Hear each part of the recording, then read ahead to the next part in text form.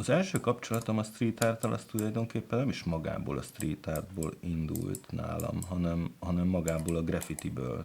Akkoriban megvoltak a deszkások, a rockerek, meg a diszkósok, és én így pont a deszkásokhoz sikerült csatlakoznom, és akkor ott már volt egy-két srác, aki így rosszalkodott vagy graffitizett, amit nyilván kiderült viszonylag hamar, mikor láttam, hogy óra alatt rajzolgatnak, és én velük kerültem így össze, és én is becsatlakoztam, és ügyesen rajzoltam, úgyhogy így tulajdonképpen hamar eljutottunk odáig, hogy először elmenjünk graffitizni. A középiskola után így eltávolodtunk egymástól, de hogy sosem múlt el az a fajta érdeklődés, ami egyébként engem így vonzott vissza az utcára. És voltak az utcától eltávolodott, vagy tulajdonképpen így számítógépen készült, meg egyéb módon készült műveim, de hogy én mindig bennem volt az, hogy én visszaviszem az utcára azt, amit csinálok. És nem online publikálom, hanem tulajdonképpen offline kint az utcán.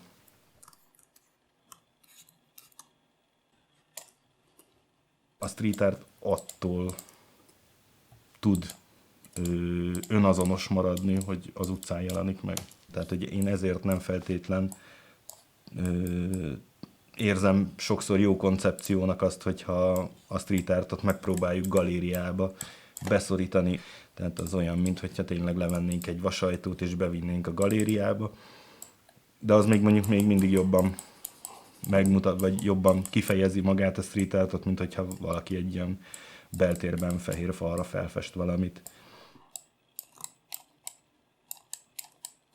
Akkor most már ide a kész sinit csináljuk. Sini egy kész, ez eltűnik, ez a sininek a többi része. Ez is eltűnik. Ezek megvannak.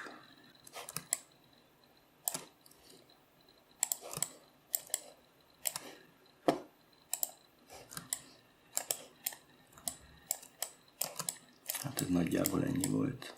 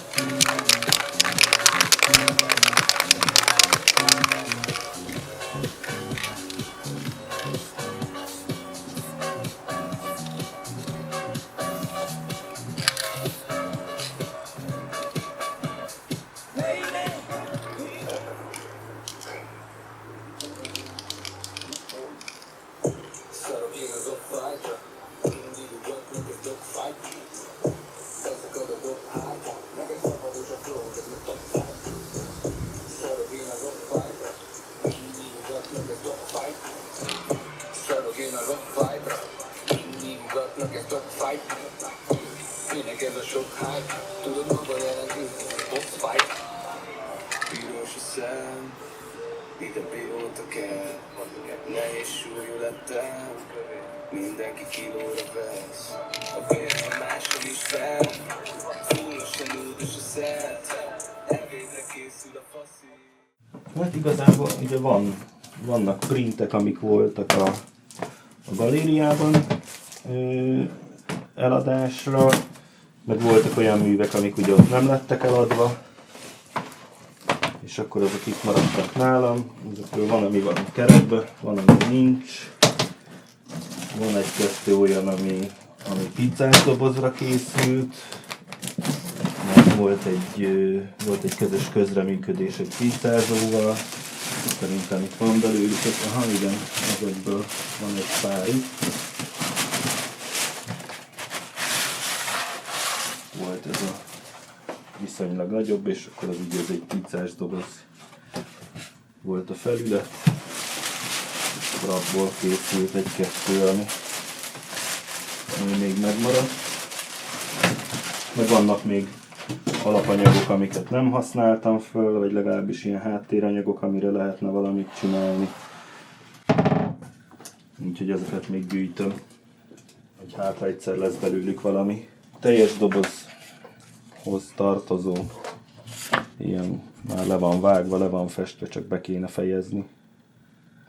Volt még egy ilyen is, ez pedig szitanyomat volt, ő is ki volt állítva a képezőgalériában, és ebből 50 nyomat készült, és valatt belőle még egy pár, úgyhogy ezekből még van itthon nekem is. És ez például tök érdekes volt, mert szitanyomatot előtte nem csináltam, tehát így minimális színeket kellett használni, és ez tök jó, most nem tudom mennyire látszik, de például ott az arc az arannyal lett nyomva, és nagyon jól néz ki szerintem. Elvileg ez jó nehéznek tűnik, de nem ebben van. Ebbe. Nem kössön bele. Aha, ennek is jó súlya van, akkor hát, ha ez lesz az.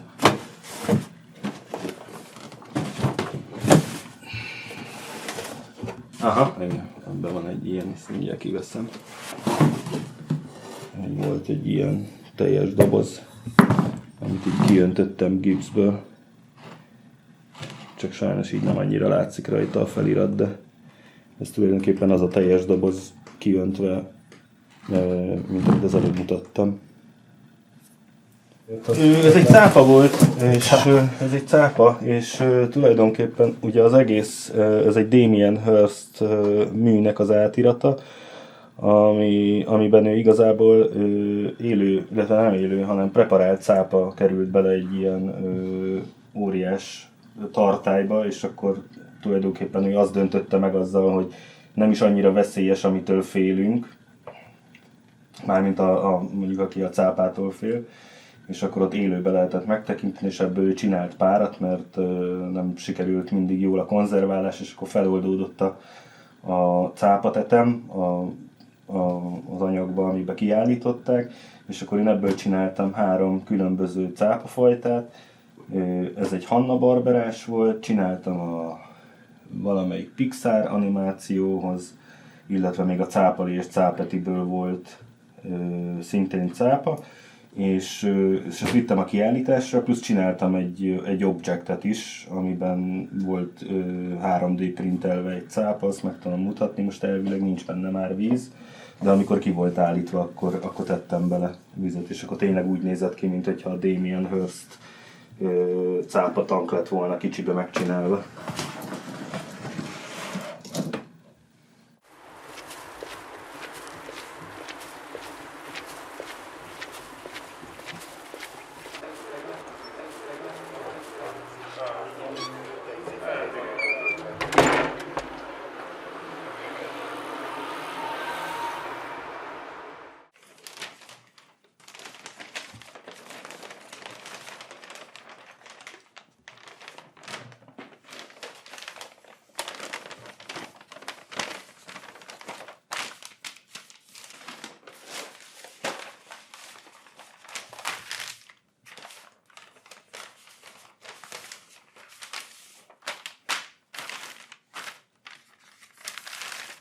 Valahol itt van Jamie is, csak...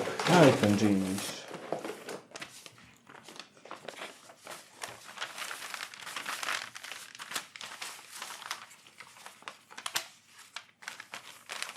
Sárkányfűárus. Őt a Kazinczy utcába tettem ki, amikor volt ez a probléma, hogy zsáját meg lisztet adnak el, meg oregánót a turistáknak, az ottani dílerek, és akkor az utcára felfestették a színplakertesek, hogy itt ne vegyél drogot a kamu drogárusoktól, hogy a turistákat ugye állandóan lehúzták, és akkor ezt így annak a hatására tettem ki a Kazinczy utcában, és ez tök sokáig kint volt, sőt utána a szimplások egyébként még föl is kértek, hogy ott bent is ragasszak ki párat. Úgyhogy az jót ment. Mert hogy ő volt a Cristoforo, és őt kimondottan helyszínre találtam ki, tehát hogy ott volt egy olyan épület, ami ilyen kicsit ilyen neogótikus jellege van, és akkor úgy gondoltam, hogy egy ilyen, mintha katedrál üveg lenne, és akkor egy ilyen hős ábrázolás, hogy Szent György megöli a sárkányt, de hát ugye itt ki lett cserélve az egész Cristoforóra, és a mesemondó sárkányok lettek tulajdonképpen leölve Cristoforo által, és akkor kapott egy ilyen szép kis keretet, és ez így nagyon jól passzolt bele abba a környezetbe, ahova végül kikerült. Nála is megvannak a szokásos jegyek, hogy ott van a kis szignóm, megkapta a tetoválásait, Cristoforo, de igazából vele sok minden egyéb nem történt azon kívül. Ez pedig egy átirat a Hófehérke boszorkányával és a Szer című filmmel. Tehát, hogy ott van a kezében az aktivátor, amit eredetileg egyébként ugye a Hófehérkének az almáját tartotta a kezében, de a horrorfilmnek az átiratában pedig ugye tulajdonképpen ő a Demi Moore az öreg verzióban, és akkor ő tulajdonképpen ott használja a kis mérgét, amivel aztán megfiatalodik, és tulajdonképpen szerintem a Hófehérke is valamilyen szinten pont erről megfiatalodásról szólt.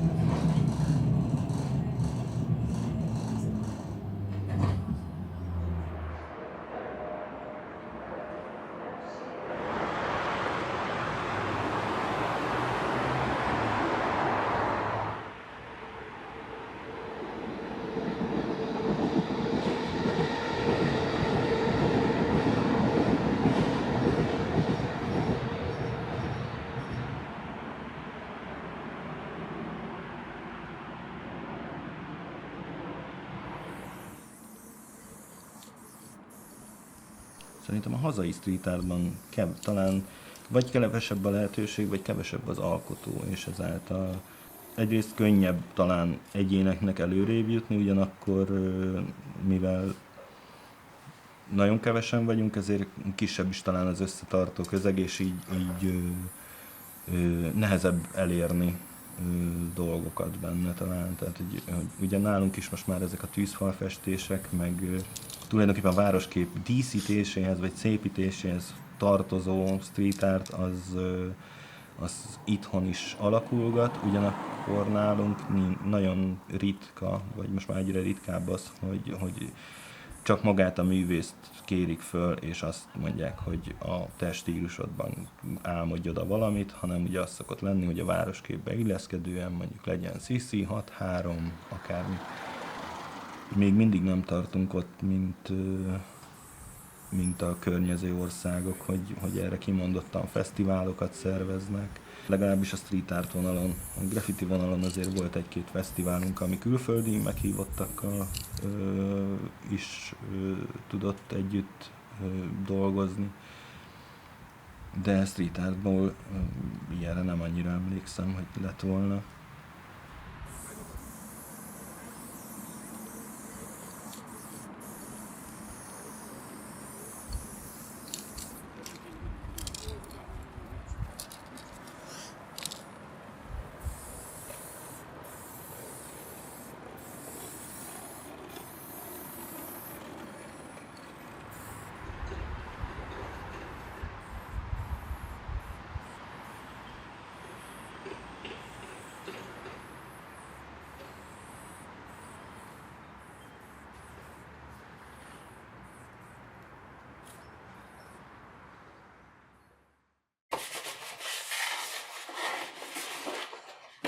Alapjába véve ez egy illegális tevékenység, és egy abszolút a művészi szabadságra épülő dolog, és amennyiben ugye az egész megrendelésé válik, onnantól nyilván egy picit elveszti azt az eredetiségét. Ugyanakkor szerintem sok művész van úgy vele, hogy azért egy legális keretek között alkotni sokkal jobb dolgot lehet, vagy kidolgozottabbat lehet, mint mondjuk, ha egyébként illegálisan történne ez az egész. Van egy réteg, aki úgy mondja, hogy nem, onnantól ez elvesztette az eredetiségét és az őszinte jellegét, mert ez már innentől megrendelésnek számít, és azzal tulajdonképpen így csorbítja azt a szabadságot, mint amit az egész kultúra ugye képvisel. És van a másik felfogás, hogy azért tök jó, hogy azért, amit szeret csinálni, azért végre pénzt is kap. Én mind a kettőt meg tudom érteni, ugyanakkor szerintem kellenek ezek a megrendelések, vagy a kanonizálásra való ilyen törekvések ahhoz, hogy tulajdonképpen ez egy ilyen elismert, és ne csak egy ilyen megtűrt státusza legyen ennek az egész street artnak, vagy graffitinek.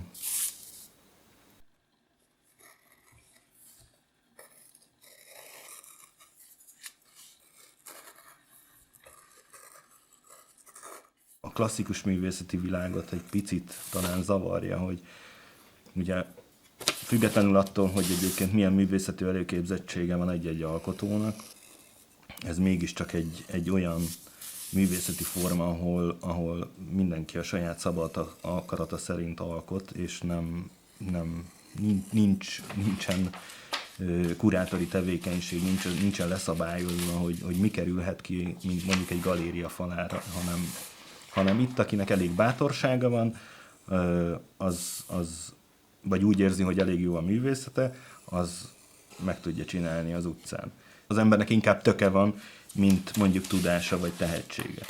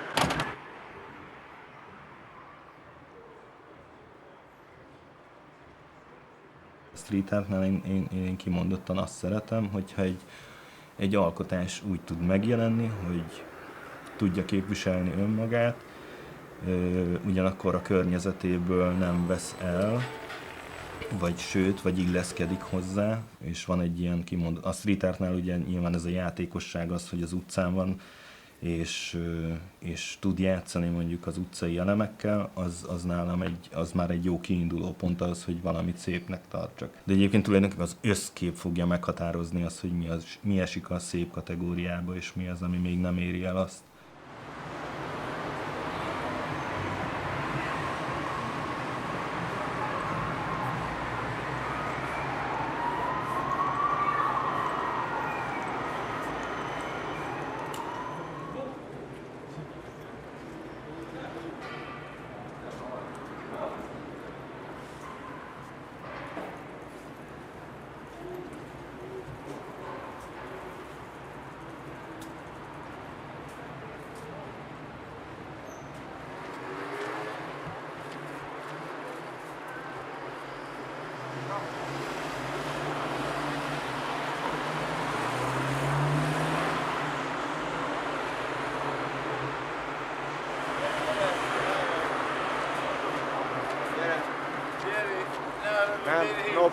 Ott a villamos. Nem tudtam, de én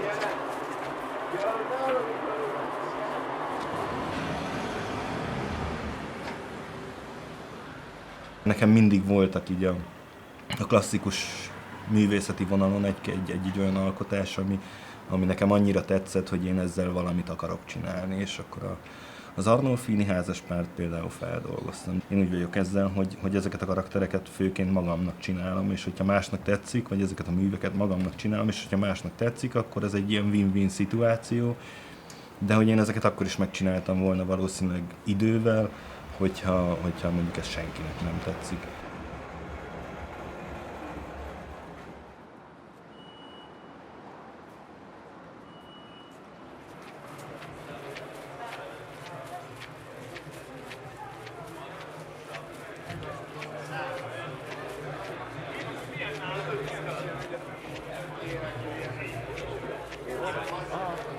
Évekkel ezelőtt.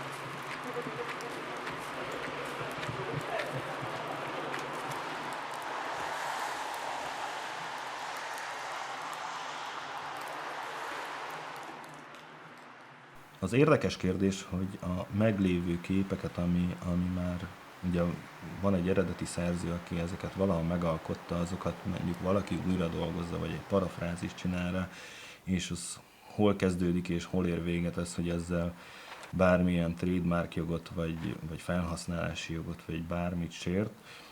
Ugyanakkor ugye ez nem most úgy, hogy ugye rengeteg adat, meg rengeteg minden hozzáférhetővé vált, ezáltal nyilván ez sokkal könnyebb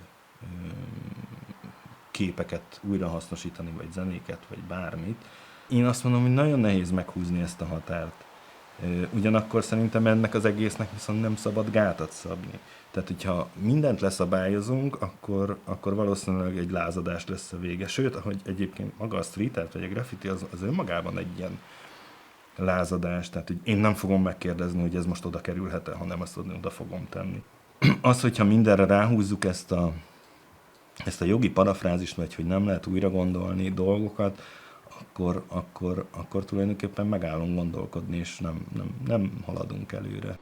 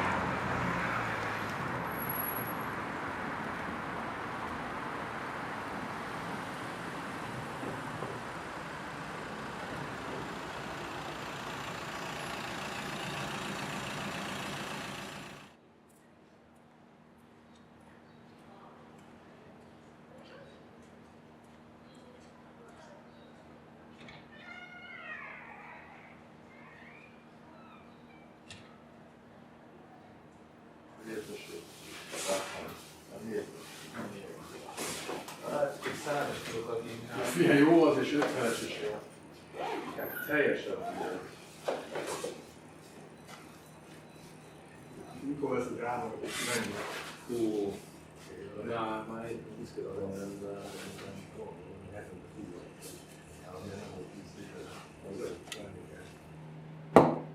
Csak ennyi lesz? Igen. 1850.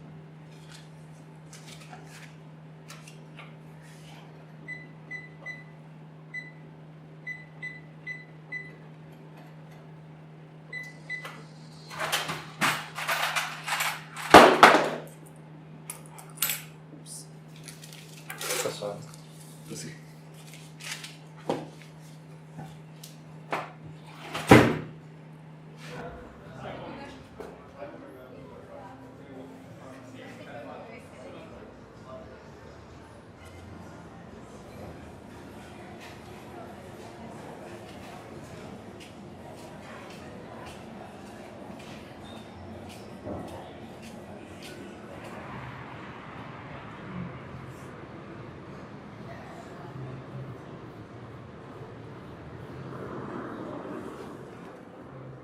Én nem szeretem azt, amikor ezt az egész graffiti kultúrát így a barlangfalaktól, meg a barlangrajzoktól szokták indítani. Ugyanakkor az, hogy az ember nyomot hagyjon, az mindig egy ilyen belső kényszer volt, teljesen mindegy, hogy most 10 évet megyünk csak vissza, vagy 6000-et. És szerintem ugye ebből indul ki, hogy az ember nyomot akar hagyni, már pedig úgy, hogy egyébként minél többen lássák. És a street art jelentősége meg az, hogy ez a nyomhagyásnak ad egy ilyen kiforrottabb változatot a falakon. Ez ugyanúgy benne van ez a szabadságvágy, az, hogy nem hagyjuk, hogy a rendszer uralkodjon rajtunk, hanem tulajdonképpen mi is itt vagyunk, mi is létezünk. Tehát ha elképzelsz egy olyan várost, nincsen street art, vagy nincs semmilyen, az olyan, mintha az emberek nem is ott élnének. Tehát, hogy akkor, mintha látnál egy ilyen, egy olyan helyszínt, ami steril, ami teljesen élettelen, vagy nem is tudom. Tehát, hogy azt a fajta sterilitást és szabálykövetést ezt megtöri. És szerintem ez így sokkal élőbbé válik tőle egy város, mint hogyha egyébként nem lenne.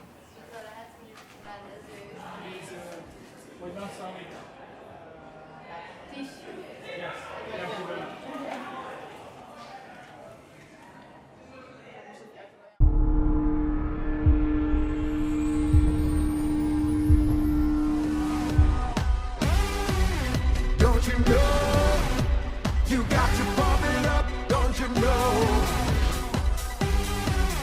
Don't you know you got to?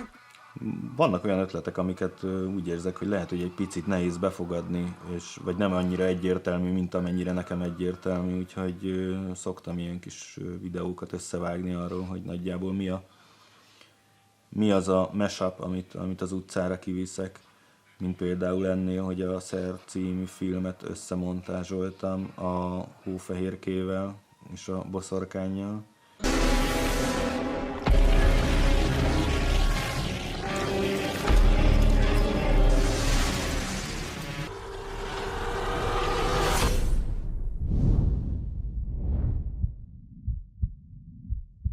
A Die Hard az nekem egy ilyen beakadás volt, mert ugye ez a VHS korszaknak az egyik ilyen kultikus filmje, és tulajdonképpen az első művemhez kapcsolódik, hogy rájöttem, hogy hát nekem volt ez a beakadásom, hogy a Die Hard az tulajdonképpen olyan, mint magyarul a macskafogó, úgyhogy szeretek játszani ezekkel a videókkal, hogy azokat a kapcsolódási pontokat összevágom, amiket aztán én az utcára kitettem. Láttam én már fehér embert. De ilyet még nem. Konkrétan itt van az a jelenet, amit kiraktam végül a macskafogóval.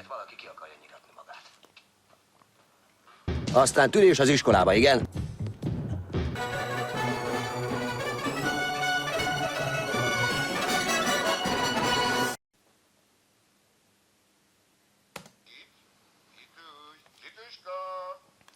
Ez meg az Alien.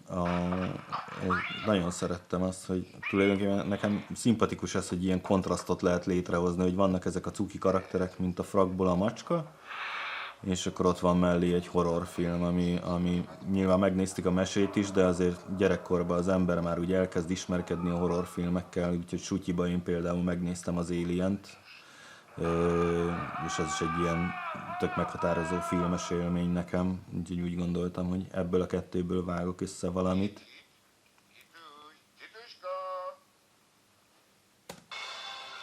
Az IT-be pont azt szerettem, hogy egyébként itt a street artnak ez az alapja, hogy használok olyan utcai tereptárgyakat, amikre egyébként rá lehet fűzni dolgokat, és szerintem az tökre jól passzolt, hogy ez a tűzcsap az olyan, mint hogyha az IT-nek lenne magának a szeme. Ennyi.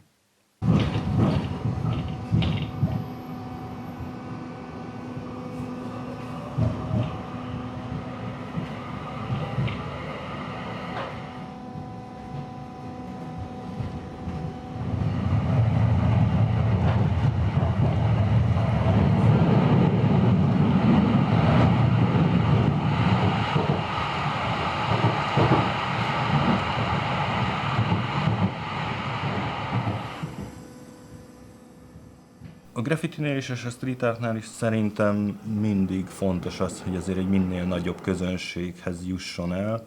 És ugye a graffitinél a vagonok például ezért voltak tök jók, mert ezek utazó vásznak voltak, ha úgy vesszük. A tradicionális street artnál, vagy legalábbis annál, amit én csinálok, ami kimondottan a falakra készül, az például az nem működik. Tehát, hogy ez egy sokkal lokálisabb.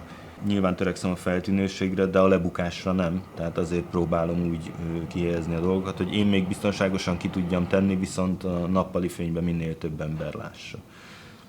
Graffitinél ez nem feltétlen szempont, tehát ez inkább ez egy belső, tehát a belső körnek szóló beszélgetés, ott nem feltétlen az a lényeg, hogy minél többen lássák, de sok esetben az is megtörténhet.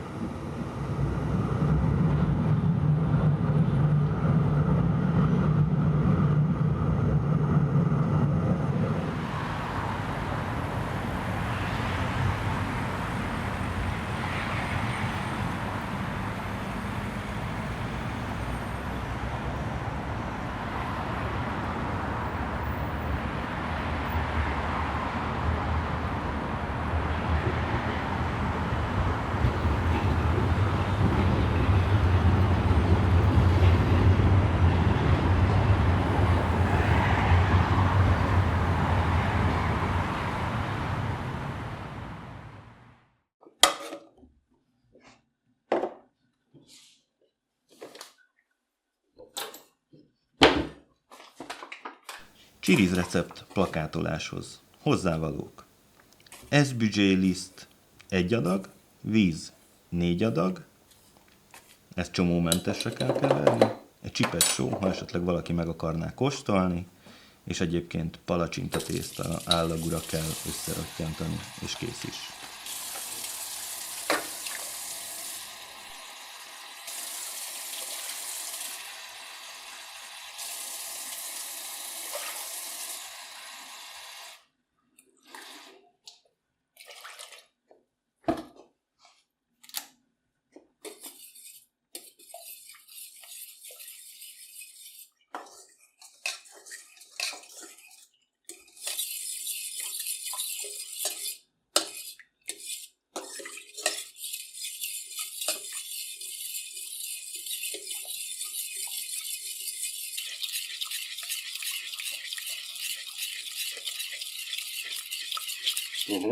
Most már sűrűsödik.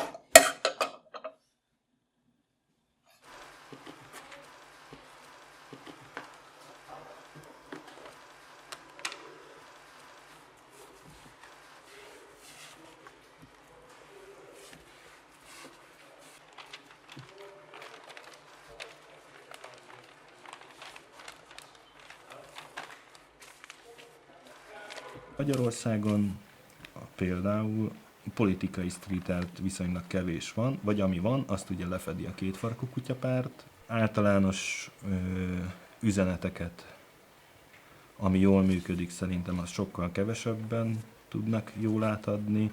Jelenleg a társadalmunk annyira ketté szakadt itthon, ugye a politikának köszönhetően, hogy az meg tényleg olyan, mintha az ember törött üvegen járna, szóval nyilván nekem is van egy elképzelésem arról, hogy a világnak, vagy Magyarországnak, vagy a politikának milyen irányba kéne haladnia, de hogy pont ezért nem is akarok erre feltétlenül rácsatlakozni, mert nem szeretném ezeket a karaktereket úgymond bekoszolni a politikával, vagy az én politikai hozzáállásommal.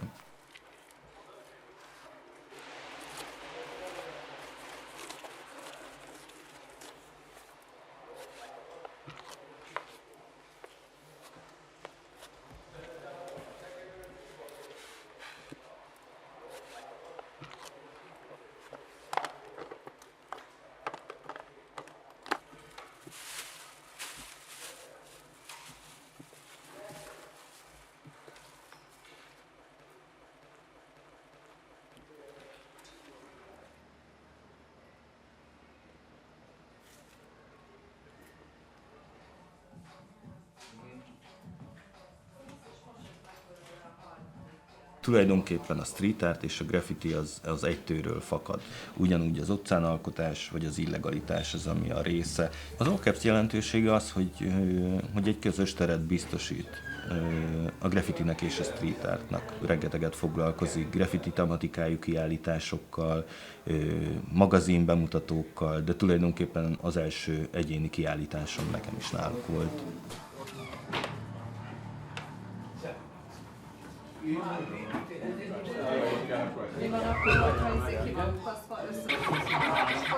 De mondom, nagyon jó.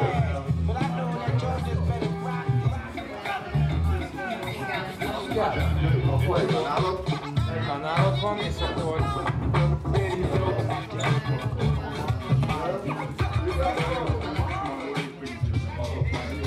Működik. Ott is szól.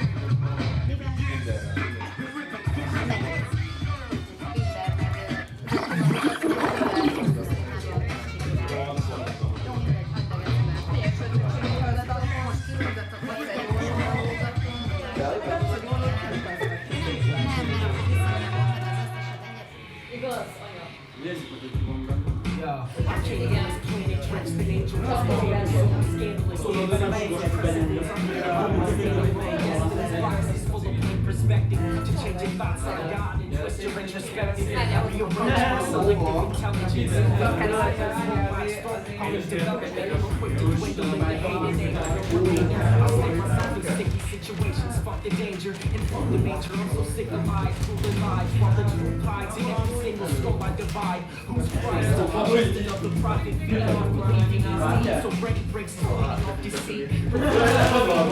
Breaking loose, I'm joining you. In my voice, so portrayed from a point of view. I'm avoiding you, cause my life is going in the opposite. I'm in fucking rap with you, I'm way too fucking dominant.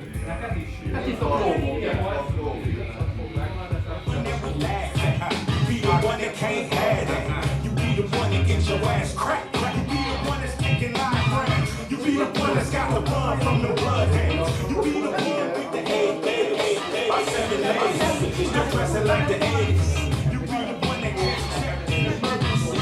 You be the one that's a die, that's a die, that's a die. I got supreme muscle. Yeah, I call them team hustle.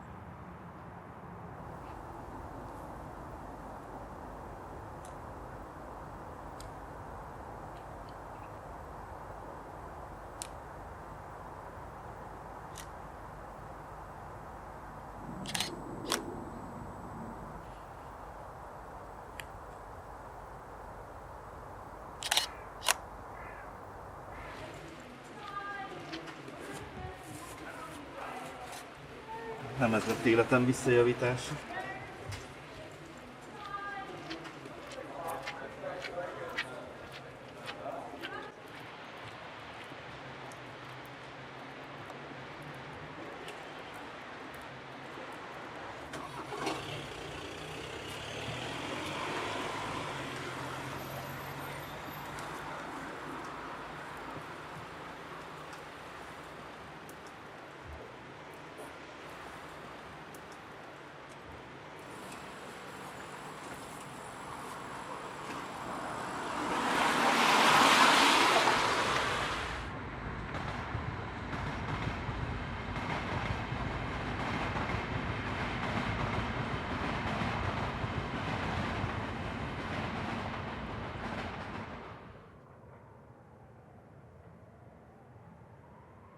Nem lesz olyan, hogy a street art eltűnik, vagy a jelek a falakon eltűnnek, ha csak nem eljutunk ugye abba a disztópikus állapotba, amit mondtam, hogy egyébként minden fal szürke lesz és tiszta, és úgy fogunk élni, mint hogyha egy ilyen látszat ékszerdoboz lenne a világunk.